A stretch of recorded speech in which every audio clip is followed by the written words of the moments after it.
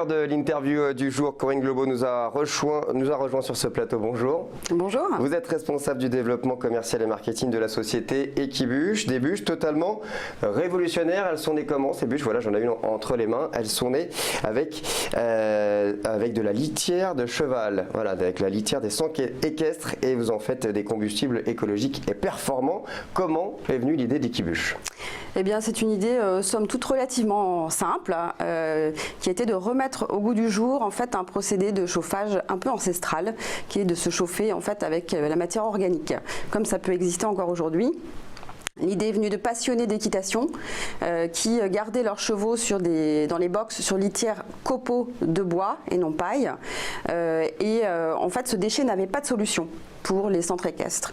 Et l'idée est venue un jour, tout simplement, les gens ont ouvert la porte de leur box, le cheval s'est échappé, a claqué ses sabots sur la dalle de béton de centre équestre, et a laissé des empreintes. C'est 4 galettes, on va dire, de litière compressée qui étaient faites de copeaux de bois et de crottin de cheval.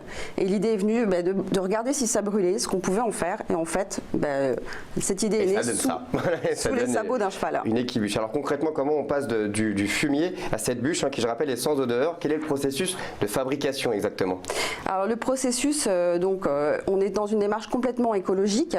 Effectivement, le sourcing de la matière première et vient déjà effectivement du recyclage, la valorisation d'un déchet, premier élément. Et deuxième élément, le processus de fabrication est complètement naturel derrière. C'est-à-dire qu'on récupère la litière des chevaux dans les centres équestres directement.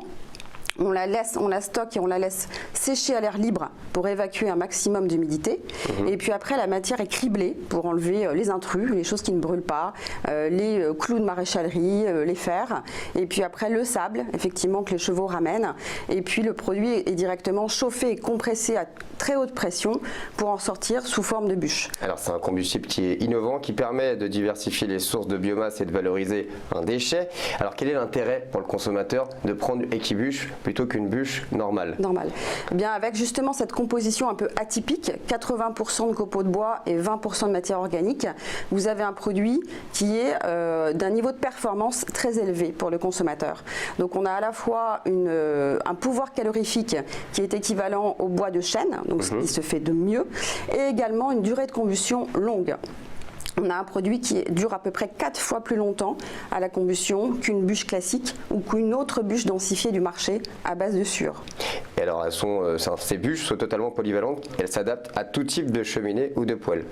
Tout à fait, donc aujourd'hui en France on a à peu près 400 000 appareils de chauffage au bois qui sont installés tous les ans de façon nouvelle.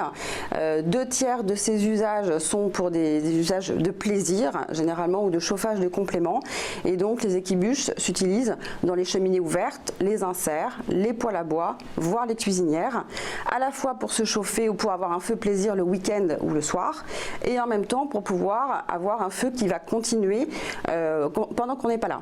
Voilà, donc comme je disais, elle est polyvalente, elle est utile pour tout type de cheminée ou de poêle, une matière première peu coûteuse on imagine, puisque vous récupérez uniquement ce qu'il y a dans les écuries, la litière non pailleuse en revanche, puisqu'elle est de moins bonne qualité.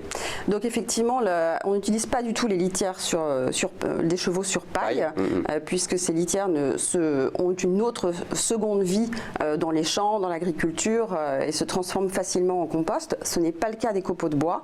Les copeaux de bois, effectivement, est une matière qui n'avait pas de solution et que l'on récupère, qu'on paye le transport, on a le processus de fabrication, effectivement, à prendre en charge, et on a un produit, effectivement, qui est à la fin complètement, à la fois très performant et écologique dans sa démarche. Alors la COP24 ouvre aujourd'hui en Pologne, puisque c'est un produit labellisé COP21, une solution pour l'avenir. On parle bien d'énergie renouvelable, d'énergie fossile, et en plus de ça, c'est une solution économique pour le client. Oui, tout à fait, puisque effectivement ce produit allie la haute performance et l'écologie. On a parlé du sourcing de la matière première, du processus de transformation.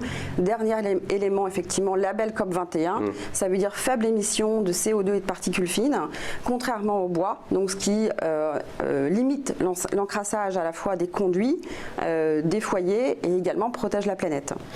Alors on imagine qu'en cette période la production doit être accrue puisque l'hiver approche, les fêtes de fin d'année approchent aussi à grands pas. Comment on arrive à gérer la demande des consommateurs qui doit décupler à l'approche justement des fêtes et des feux de cheminée?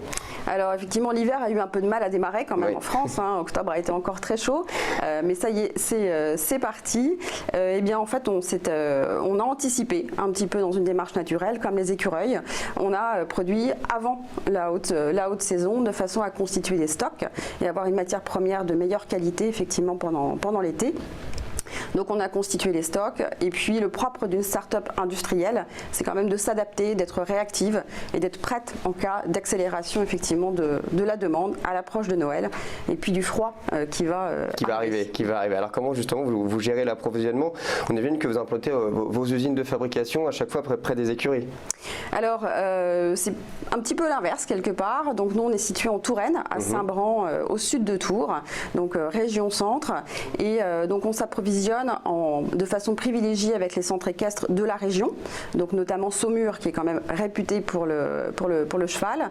On a également des partenariats avec Chantilly, également des écuries réputées, et puis très récemment du côté de Bordeaux à la Teste, du côté d'Arcachon, qui procure des matières premières de bonne qualité. Et comment ça se passe justement avec les écuries? Vous prenez contact avec les écuries ou c'est eux qui viennent vers vous justement pour se débarrasser de ce fumier? Bien, je dirais les deux. En fait, on a des démarches un échange de bons procédés. Ce déchet reste un problème pour les centres équestres et les écuries, puisqu'il n'y a pas de seconde vie de programmée. Donc, à la fois par les partenariats qu'on peut avoir et par nos démarches. Alors, qui dit déchet ne veut pas dire prendre tout et n'importe quoi.